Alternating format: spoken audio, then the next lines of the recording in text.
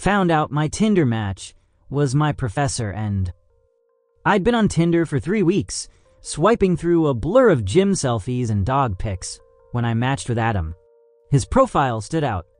No shirtless mirror shots, just a candid of him hiking, sunlight catching his dark hair, and a bio that read, "Coffee snob, book nerd, always chasing a good story."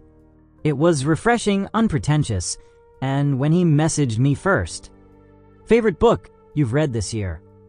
I felt a spark.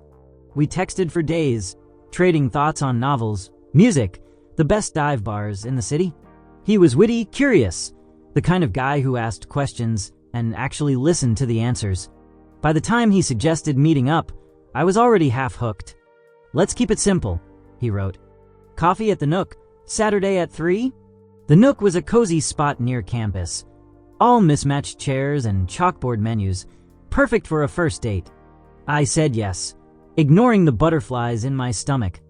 I was 22, a senior in college, and after a string of bad dates, Adam felt like a win. Someone who might actually get me. Saturday was one of those crisp September days, leaves just starting to turn, the air smelling like fall and possibility. I spent too long getting ready. Jeans, a sweater, hair loose, because I didn't want to look like I was trying too hard, and walked to the Nook with my heart doing somersaults. I got there early, snagged a corner table, and scrolled my phone to calm my nerves, refreshing his profile for no real reason. Same photo, same bio. Solid. Safe. At 3:05, the door chimed and I looked up. Then froze. The guy walking in was Adam, no question. Same dark hair, same easy stride. But he wasn't just Adam. He was Dr. Adam Kessler, my new literature professor, the one who'd stood at the front of my 10 a.m. seminar 3 days ago, dissecting Mrs. Dalloway with a passion that made half the class swoon. My stomach plummeted. He hadn't seen me yet, scanning the room with a slight frown, and for a second, I considered bolting. This couldn't be happening. I'd spent an hour yesterday analyzing his lecture notes, not picturing him as... what? My date? My Tinder match? My professor? But before I could move, his eyes landed on me, and his face shifted. Recognition, then shock, then something unreadable. "Clara," he said, voice low as he approached, like he was hoping I'd say no. I nodded, my throat tight, and he stopped short of the table, hands shoving into his pockets. "You're in my class." "Yeah," I managed, clutching my phone like a lifeline. "And you're my professor." He winced, just barely, and glanced around, like he was checking for witnesses. "This is unexpected." He hesitated, then gestured to the chair across from me. "Can I sit? Just to figure this out." I nodded again, too stunned to argue. He sat, elbows on the table, and for a moment, we just stared at each other, the hum of the cafe fading into static. He looked different here. No blazer, no chalk dust on his hands, just a guy in a flannel who'd been texting me about Radiohead 2 days ago. But he was still Dr. Kessler, the guy grading my midterm in a few weeks, and that fact sat between us like a brick wall. "I didn't know," he said finally, rubbing the back of his neck. "Your profile. It just said Clara, 22, student. No last name, no school. Yours didn't say professor." I shot back, sharper than I meant. "Just Adam, 29, book nerd." He gave a short laugh, more nervous than amused. "Fair point. I don't exactly advertise it. Tinder's not great for academics." I crossed my arms, trying to process. "So what now? We just pretend this didn't happen." He leaned back, studying me, and I hated how my pulse jumped under his gaze. Same as it had in class, when he'd called on me. Same as it had reading his texts last night. "I don't know," he said. "I mean, this is complicated. You're my student. And you're my match," I said, voice quieter now. "We've been talking for a week. That's not nothing." His eyes softened, just for a second, before he caught himself. "It's not, but there are rules. Ethics. I could get in trouble. You could too.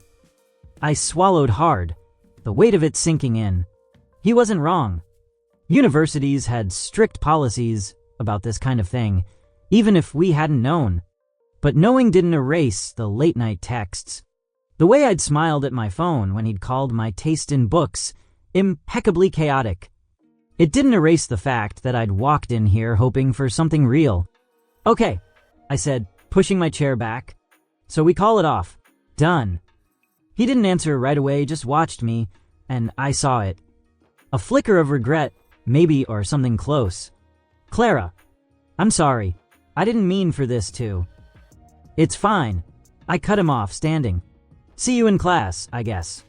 I left before he could say more, the door chiming behind me as I stepped into the cool air. My chest ached, not just from embarrassment, but from something sharper. Loss, maybe, for a connection that hadn't even had a chance. I walked home, deleted Tinder, and tried to pretend it was over. It wasn't. Monday's seminar was torture.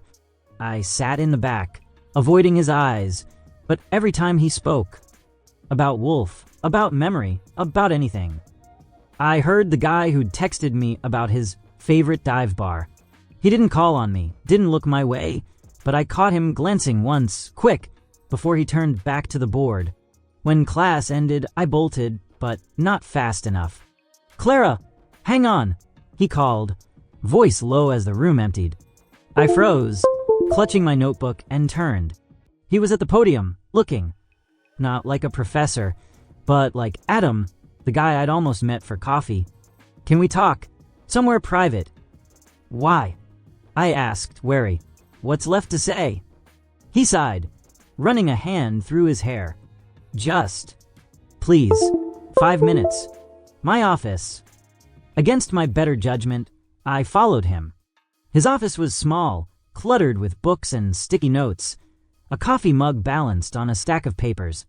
He shut the door, careful to leave it cracked, and leaned against his desk. I haven't stopped thinking about Saturday, he said, straight to the point. I handled it badly. You think, I said, crossing my arms. You made it sound like I was, I don't know, a problem to fix. That's not what I meant, he said, wincing. I was caught off guard. I didn't expect to. Like you. Not like that. My breath hitched. What's that supposed to mean? He looked at me, steady now, no pretense. It means I read your messages all week and thought, this is someone I could. He stopped, shaking his head. But then I saw you in class, and it's not just about us anymore. It's my job, your degree, the rules. So, why are we here? I asked, voice shaking. Why say this if it doesn't change anything? Because I owe you honesty, he said. And because I don't want to pretend we didn't connect, even if we can't do anything about it. I stood there, heart pounding, torn between anger and something softer. Hope, maybe, or just stubborn want. So what, we just act like strangers? You grade my papers, I sit in your class, and we ignore this. For now. Yeah, he said, voice heavy. Until the semester's over, at least. After that. I don't know. After that. I echoed, skeptical. What? We wait 4 months. And then. What? Pick up where we left off. He didn't answer, just held my gaze, and I saw it again. That flicker of something real. Something he wasn't saying. I don't know, Clara. I just know I don't want to screw this up for you. I left his office feeling more confused than ever. The semester dragged. Every class, a tightrope walk of avoiding his eyes while hanging on his every word. He was good at keeping it professional. No lingering looks, no special treatment. But sometimes when I turned in a paper or asked a question, our fingers brushed or his voice softened, and it was like the air caught fire. I hated it. I hated how much I still wanted him. My friends noticed I was off. I'd dodge their questions, bury myself in assignments, try to forget the app that had started this mess.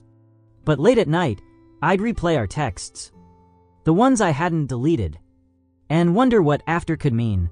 December came, finals week, My last paper for his class. I poured everything into it. A 15-page analysis of To the Lighthouse. Every word a way to prove I was more than a crush. More than a mistake. When I turned it in, he took it with a nod, but his eyes held mine a second too long. "Good work, Clara," he said, and I walked out feeling like I'd left something behind. Grades posted a week later. An A, no surprise, but with a note. Insightful and bold.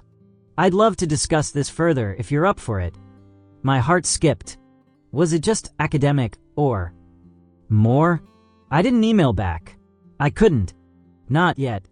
January rolled around, a new semester, and he wasn't my professor anymore.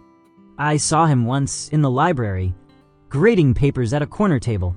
He looked up, smiled. Not the guarded smile from class, but the one from his Tinder photo, warm and open. I smiled back, then kept walking, my pulse racing. 2 weeks later, I got an email. Not through the school system. His personal account. Coffee? No rules this time. I stared at it for an hour, fingers hovering over the keyboard. Part of me wanted to say no, to protect myself from the mess we'd almost made. But the bigger part, the part that still remembered his texts, his voice, his eyes. Typed back. The Nook. Saturday at 3. We met.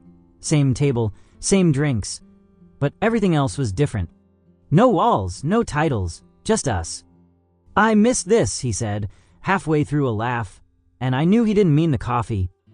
"Me too," I said, and for the first time, I let myself believe it could be real. Months later, at a family dinner, my sister asked how we met. I laughed, dodging the app part, and said, "He taught me about books." And a lot more. Adam squeezed my hand under the table, and I knew, messy start and all, we'd found something worth keeping